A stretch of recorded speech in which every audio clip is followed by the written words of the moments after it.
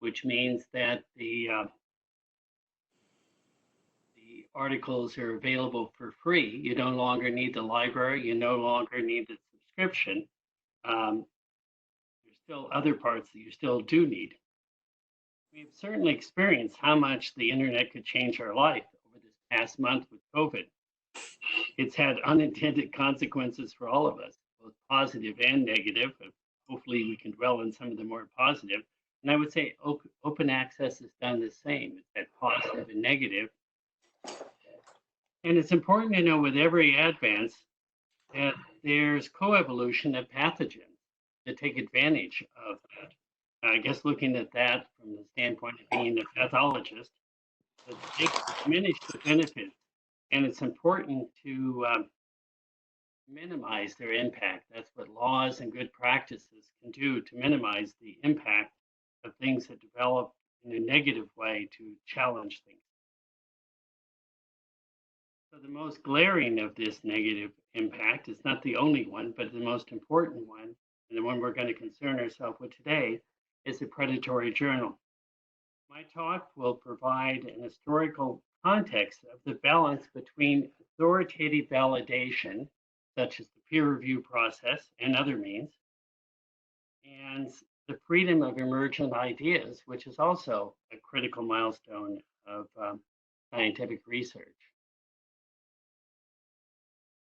Okay, so the definition of a predatory journal can be as simple as you can recognize it when you see it, like in this picture taken from a recent Nature. Yet in the December 2019 meeting of leading publishers, which this figure was attached, there was no more than a general guideline definition of what constituted a journal. In fact, none of them could completely agree what was a predatory journal.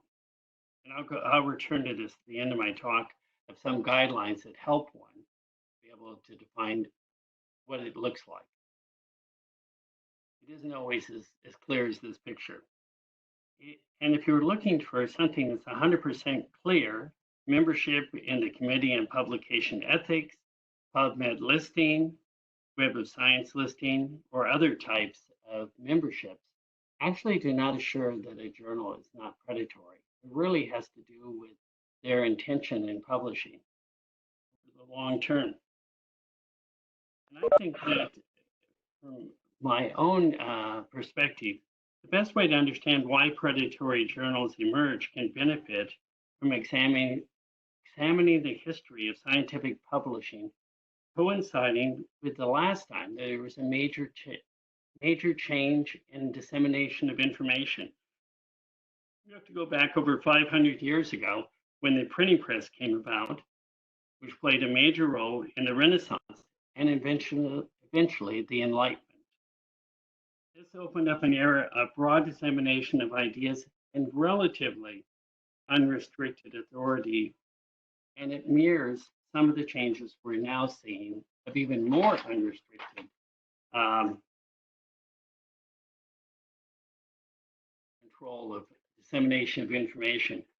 It's important to remember that prior to the middle of the 15th century, that manuscripts had to be copied by hand, by scribes or others. And this limited the number of publications that could be made. In fact, you could say that they were not really publications. They were copied one by one.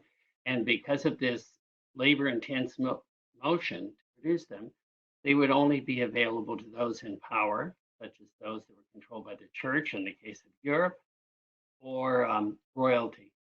And therefore, they had control over the flow of information in most cases. And it wasn't until the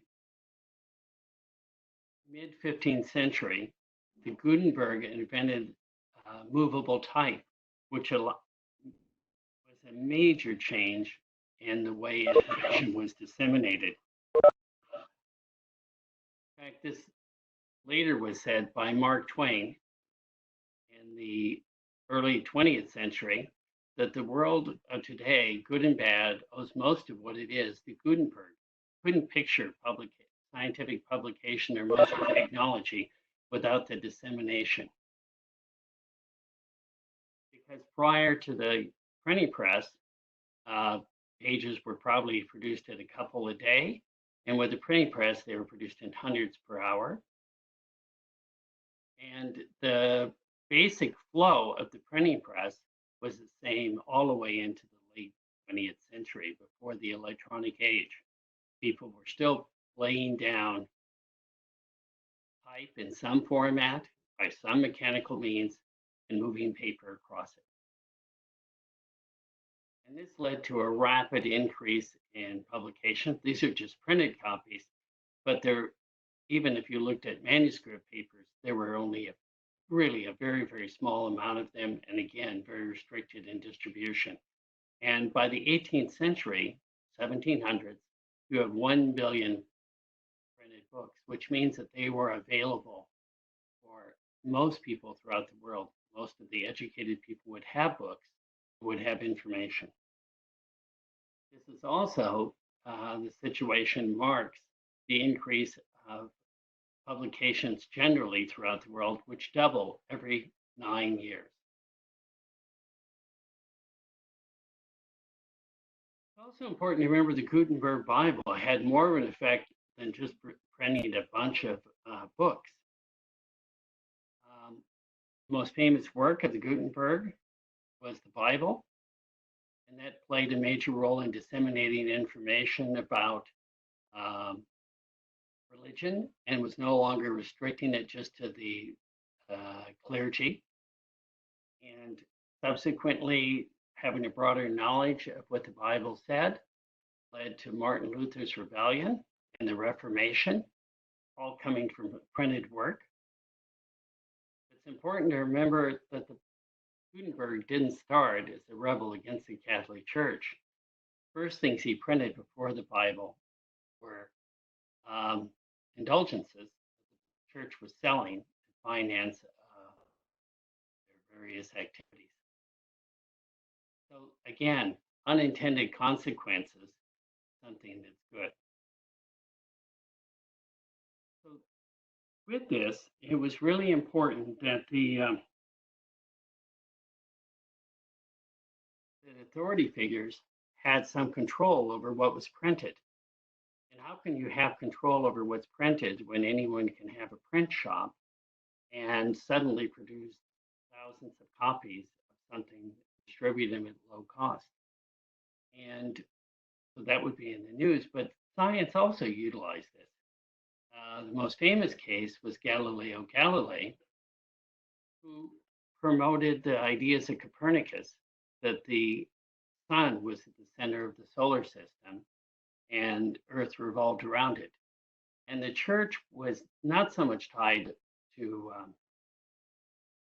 the geocentered world, but they were very tied to classical teachings, dogma in their case, that had been around for centuries, and they did not want anyone to change it. Now, their way of dealing with it in medieval time was the Inquisition, which was a little bit, was a pretty coarse mechanism, because if you were found guilty by the Inquisition, you could be burned at the stake, as a previous scientist had been before Galileo.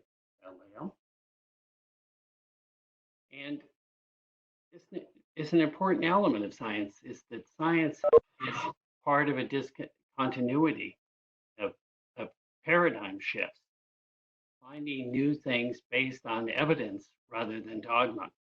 And most scientists, even if they're not physicists or astronomers, such as Silva, have direct trace to Galilei. I do, most cell biologists do, and I assume most physicists do. And those ideas of rebelling against dogma are a key part of the scientific enterprise, but it also has to be entertained by conformists and good practices. And how are those two things balanced? I wanted to say that this idea of rebelling was not restricted to Galileo, and the amyloid idea, we actually use Copernicus, as Copernicus revisited about which is the dominant idea. And earlier, almost a decade ago, I thought that many of the new publication practices would have a positive result in allowing more open dialogue.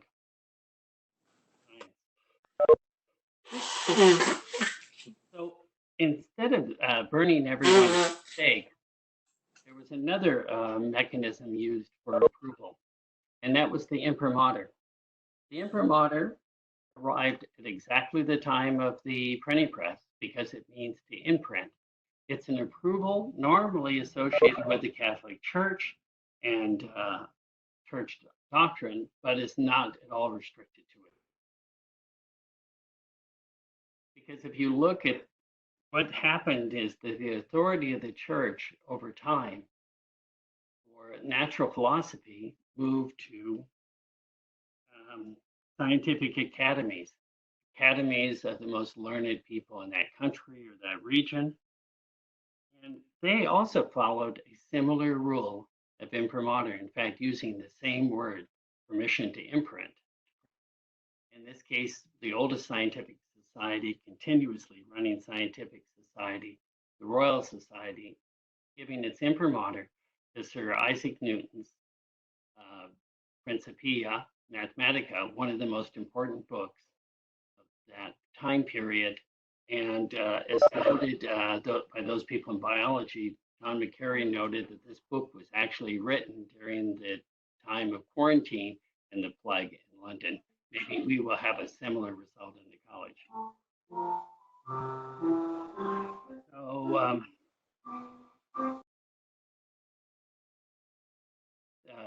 same society produced the first journal, and that was Transactions of the Philosophical Society, of the Royal Society, and that and how they reviewed those articles was by passing letters among the members, and those letters and their comments would be modification would be essentially the review system that we all now use in journals. So the academies provided authority, and more specialized societies also regulated their membership, like the chemists or biologists or other groups. And they organized journals that were more specialized than Transactions, and they had meetings to promote their scientific discoveries. And they used the authority. They contained the best scientists of their generation. A similar pattern developed in the United States for the National Academy of Sciences and state academies, such as the New York Academy of Sciences, which is probably most famous of the state academies, the American Association of Advancement of Sciences, and prior to them, at least a couple of independent academies that developed prior to the Revolution, the American Academy of Arts and Sciences, the American Philosophical Society. All of these were published accounts and validated scientific inquiry by the quality of their membership. But it was 150 years ago when there was a major shift in this, and it was the first successful privately run journal. Financially, it wasn't that successful in the beginning, but eventually it did become so. They followed a similar pattern to the Royal Society. In fact, if you look at older issues in Nature, you'll see that they use the word letter to describe many of their publications along the same line. Instead of being Academy members as reviewers, the reviewers were members of the editorial board of the journals or others chosen by the editors. The substantial expertise and cost of manuscript evaluation, publication in print form, and distribution served as major barriers to the entry of anyone but the most specialized publishers. As I mentioned, Nature was a money loser for most of its early history. So people weren't rushing to get into the private publication business. So that system really continued on with new journals being added at a fairly slow rate from a small number of publishers, both societies or private publishers, and sometimes hybrids of those two. Aside from minor technical developments, the great evolution in all journals was in 1960. When I'm not talking about open access, but it was their numeric evaluation by the Institute for Scientific Information. It was founded by another giant in the field of scientometrics, Eugene Garfield. Since then, most journals have focused on increasing their impact factor, the number of citations of a journal's articles in the following 2 years. This metric dictated library subscription, the prior major revenue for journal survival, and reputation. It had the unintended consequence of equating short-term popularity with quality. In fact, when you talk with most people, they exactly equate the number of that impact factor as one journal being higher quality than another. And that often led fields astray for decades by following journals that had high impact.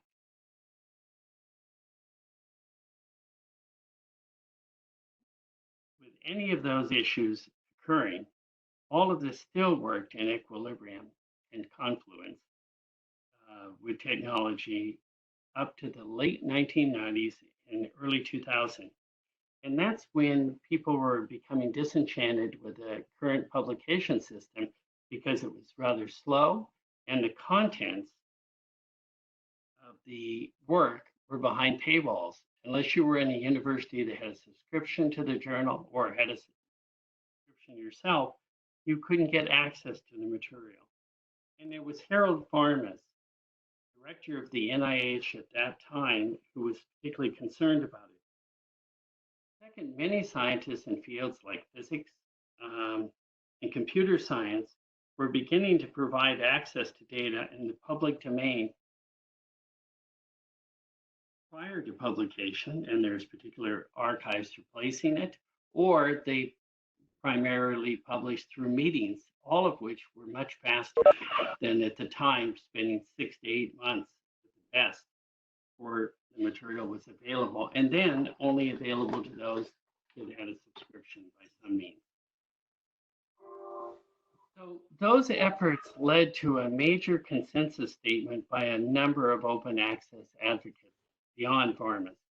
The Budapest Open Access Institute, the BESDA, Statement on Open Access Publishing, Berlin Declaration, World Summit on Information, all of them advocated the need for availability of data in a much broader way. And it was the visionary, Vidas Tras, who first developed a commercial open access family of journals, 50 journals. This fellow works usually in a big way. And these 50 journals were called Biomed Central, launched in the year 2000. It was initially owned by Current Science Group, Vidig's company, and he later sold it to Springer Nature. It was modeled after Varmus's vision, very close. Tras founded a number of subsequent journals, Faculty of 1000, Current Opinions, Scientists, Current Drugs, and others. He's considered a visionary in this area, sometimes not liked either for some of his ideas of peer review. In the following years, other groups, including the Public Library of Sciences, particularly founded by Harold Varmus, Frontiers, founded by Dr. Markham, leader of the European Brain Initiative, and many others, and Howie and others. Well, these journal groups were focused around open dissemination of research results, with being open access, it changed the primary income of journals, because prior to open access, libraries, which paid a very large subscription fee, and personal subscriptions, which were smaller, and reprints would have been the main income. But those were all gone when you go to the open access model. The income had to come from other sources, and usually those are authors. Most journals cannot get enough advertising income to run, or don't have other sources. This left some publishers with an incentive to accept articles with minimum review and even more to provide few services after acceptance.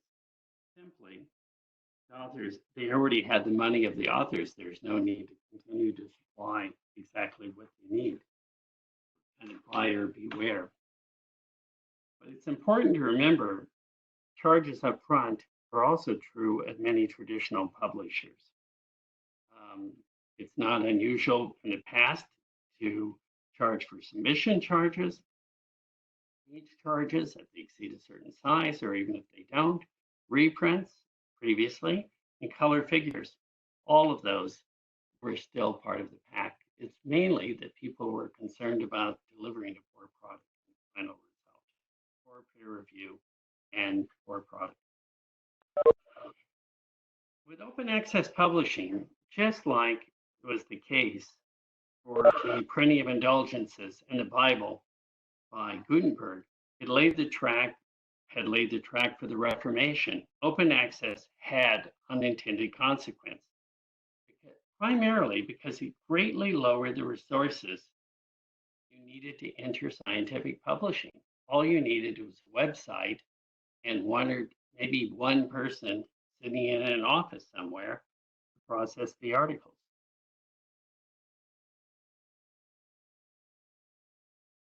No longer were large staffs needed in large offices. Staffs used to be filling envelopes in the days of mail, and a reviewer. Typesetting was no longer a physical activity. There's no little typesets to be moved. Even the figures are no longer produced as plates. I remember 30 years ago seeing journal plates for figures that were copper plates, much like you would have seen during the 1600s, were still being produced. None of those are produced any longer. And probably more importantly, a lot of the work was moving internationally because when it was electronic, it was no longer necessary. If you were Elsevier, you no longer had to work all of the work in Amsterdam. You could have part of it done in Lithuania, you could have part of it done in China, you could have part of it done in India, and they did all of that. So European and US publishers did most of the back end work. Most of it would be called typesetting, even though it's not typesetting, and other work like that in developing countries. So with aspects of publishing moving offshore, one can think that the whole enterprise could be moved with similar results and for lower cost to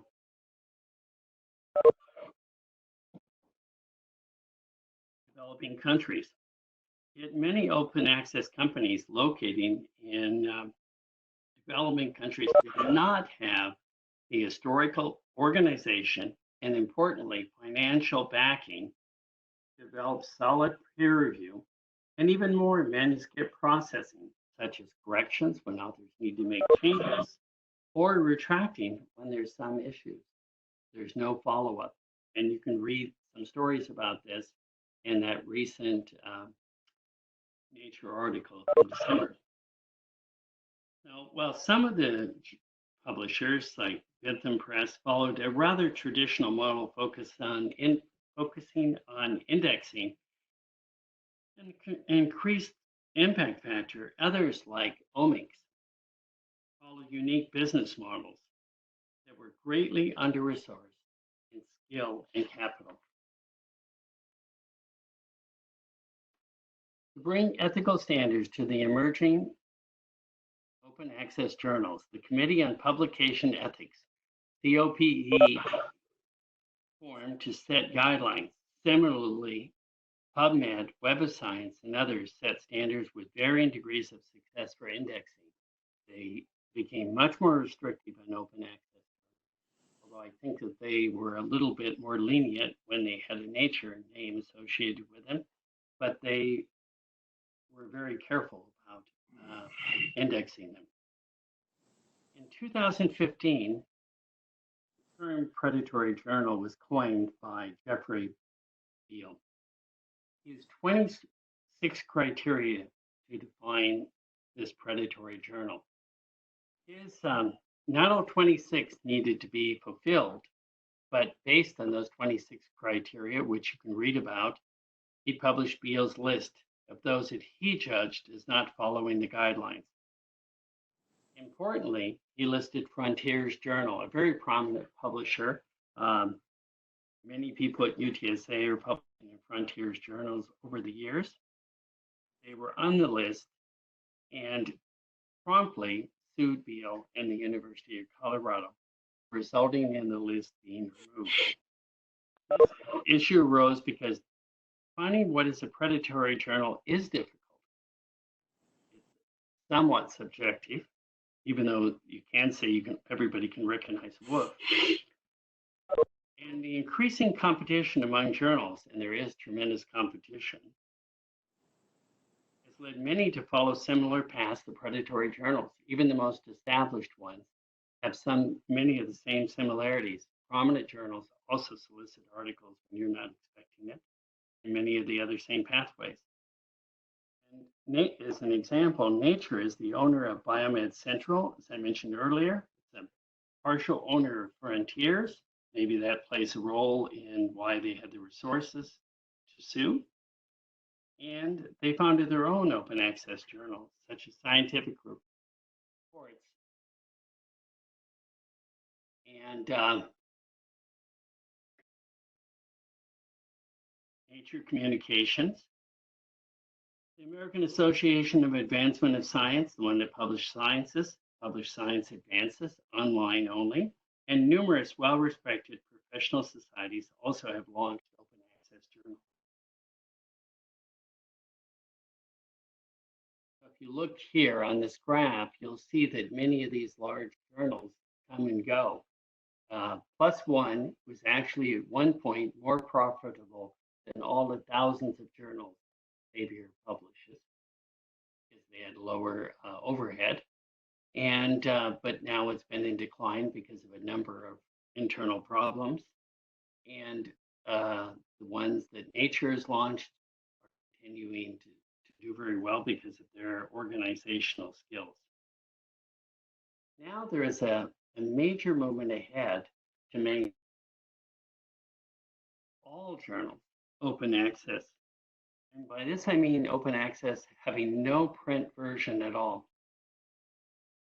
In fact, in 2018, 11 European funders proposed Plan S, which is taken very seriously in Europe, where all work must be in true open access publishers. And that means it's not the hybrid model. So here we're showing many years lag, but it's still sort of the same pattern.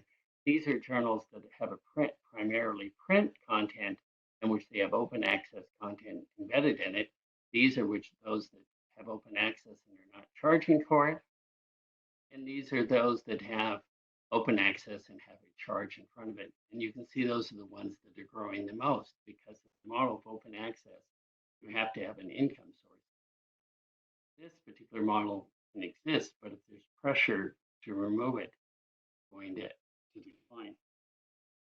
The European S model is definitely pushing to remove the print version completely. The issue of open access quality is growing more pressing with the number of poorly research journals growing greatly in the past few years. As Nature pointed out in the 2019 article, it can be tough to distinguish a predatory journal from a journal that is under-resourced. Many of the predatory journals actually fit this definition because they are extremely poorly staffed with low expertise. Whether it's intentional or from lack of resources, the result is not optimal for readers. So this meeting last December included a prominent number of publishers who faced the issue head on, and they really struggled with how can you define a predatory journal. And they thought having a definition was really important. And this definition, which is still a little squashy, provides some aspects. The predatory journals have as their major goal self-interest in themselves. And scholarship, which is certainly classically was the major goal of the academies and most professional societies that ran journals. The major focus was scholarship. In fact, it wasn't impact factor either. It was about getting the latest information out, most reliably presented. But these are some of the things that you might know: most misleading advertising, deviation from editorial practices, aggressive indiscriminate solicitation, and poor transparency for the process.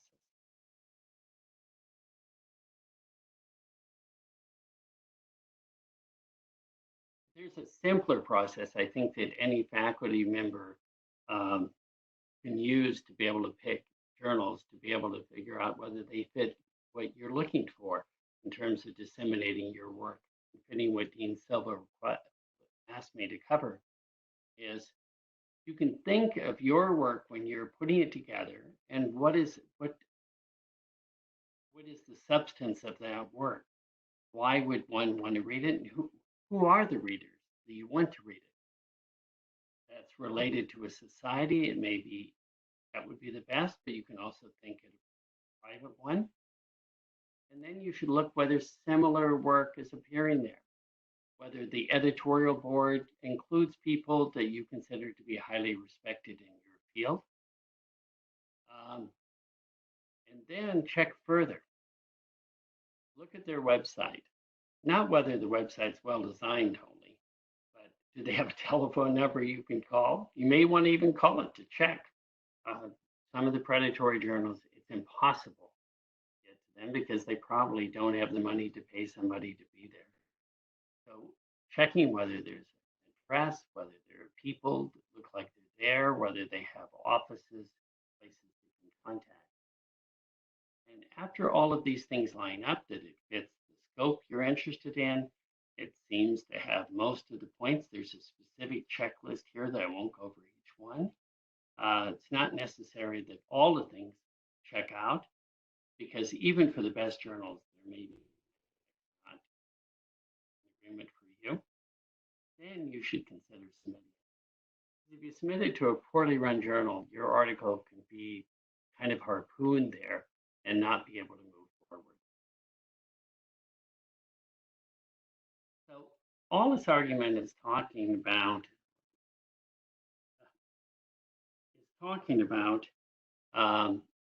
the predatory aspect, but I think that there's another argument that's very important here. Lost in this argument is the fundamental balance that the predators are taking advantage, much like a parasite, of the system. But lost in the argument is the fundamental balance between sanction and authority, the imprimatur, and the innovation that's at the heart of the Renaissance and the Enlightenment, and even more so, the information age, transforming everything around us. Striking a balance that benefits scientific advancements requires adherence to the fundamental values of the scientific community. And peer review is right at the core of that. That's our imprimatur. While at the same time, not letting peer review or other marks of authority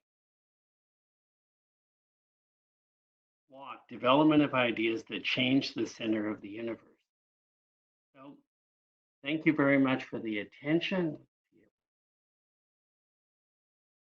Figure out this I can.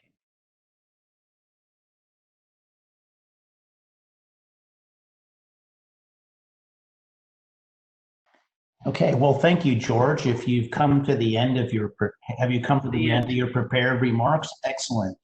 All right, well, I think that was pretty good. Maybe you could say a few words about, I mean, this website, Check, Think, Submit is pretty cool. I just looked at that, or Think, Check, Submit. Maybe you could say a few words about being approached by people to be on the editorial boards for such journals. Are there ways in which people can check that out, or is it much like following the same thing? You should always, check into this before you, sign up to be involved. I would say so. I think it's important to check what they are. You know, most reputable journals are going to be associated with major publishing houses. And that doesn't mean that they have to be part of Nature. But I think when you find one that isn't part of there, look to see if there are other members that you know of, and maybe contact them and ask them about their experience if you have questions about it. Don't just say no. Don't just say yes. Thanks, George. I also wanted to highlight for the audience that this Plan S initiative in Europe is very interesting, and they've made some real impacts on major publishers such as Elsevier and others. So I think we may see similar initiatives from the U.S. government in this area as well. So this is a rapidly evolving field that everyone should pay attention to. All right, I'm going to open the floor up to anybody who has questions for Dr. Perry. I would say, unlike the town hall forum, I would suggest that if people want to ask questions, you should decloak yourself, at least unmute, if not unvideo, and go ahead and ask your question. Nikos. Yes, hi. Thank you, George. Nikos. Hello, George. Wonderful talk. Thank you. I wonder if you can, if you have any information on predatory organizations that claim to verify publications. Since I'm involved with publications, I'm aware of certain international organizations that approach a publisher and sort of bully them, and they say, we would like a contribution of money, otherwise we will put you on the blacklist of unacceptable journals. And who are the ones who do this? These are blackmailers, or these are reputable journals that do this? No. These are organizations that claim to be watchdogs for the community of publications. And they have lists of unacceptable scam journals and legitimate journals. But there are several of these people around, and they and some of these organizations are scams themselves. And they approach journals and they bully them to pay money so as not to be put on the blacklist. Do you have anything information on this?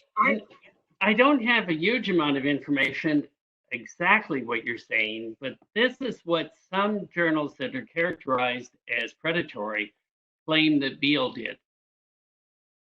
That he actually scammed them. So I think it's hard to know who scammed who sometimes.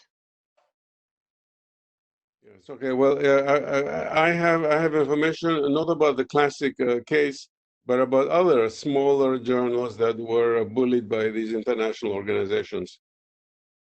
Yeah, there's a claim also, you know, like when this Nature group met, it's prominent publishers, and they also are not happy with many of these new publishers because they're new competition for them. So they've kind of constrained them to resource-wise. So what you're describing is possible because I think every business model, legal and non-legal, is happening at this time. It's kind of a Wild West period. Yes, thank you, George. That is a very good characterization. It's a Wild West period while we're waiting for some order to appear. I thought it would appear a lot sooner. All right, thank you. Any other questions, comments?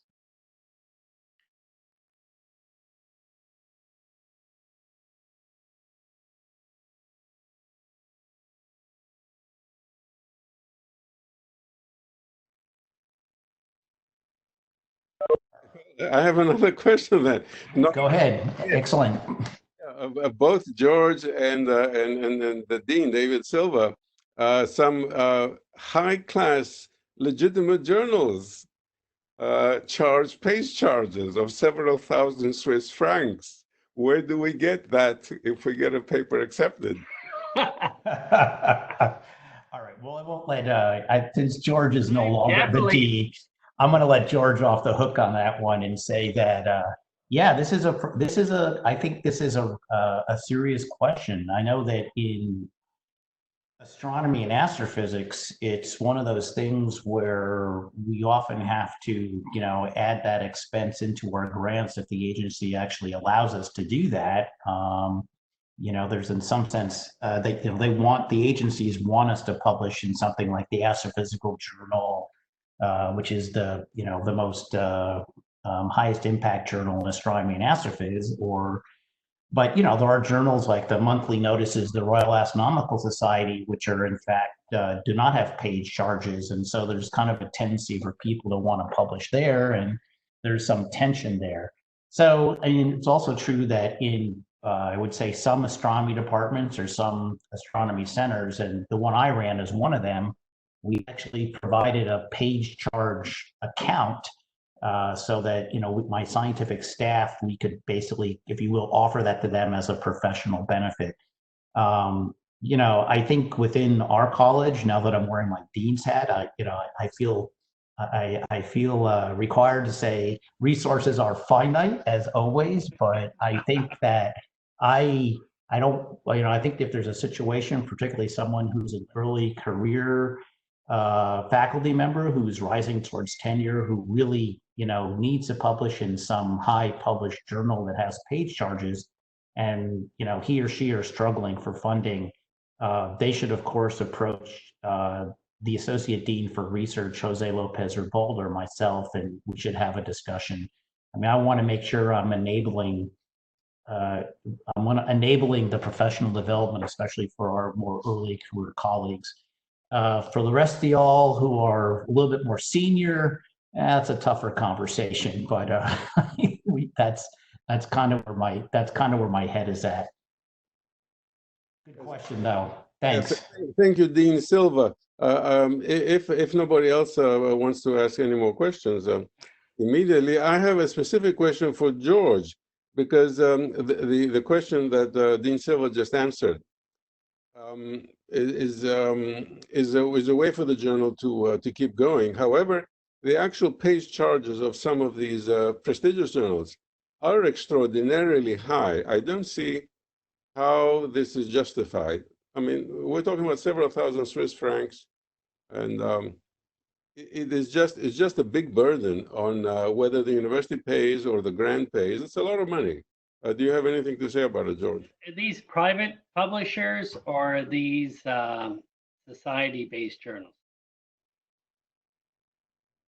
I don't know. I mean, I'm thinking of say MDPI, Swiss Chinese, a bunch of journals. Oh, that, yeah, they charge a very, very high price. And they're not labeled as predatory. They put a lot of effort to not be. No, these are legitimate, high-quality journals, but the charges are really way beyond what. They're into making money.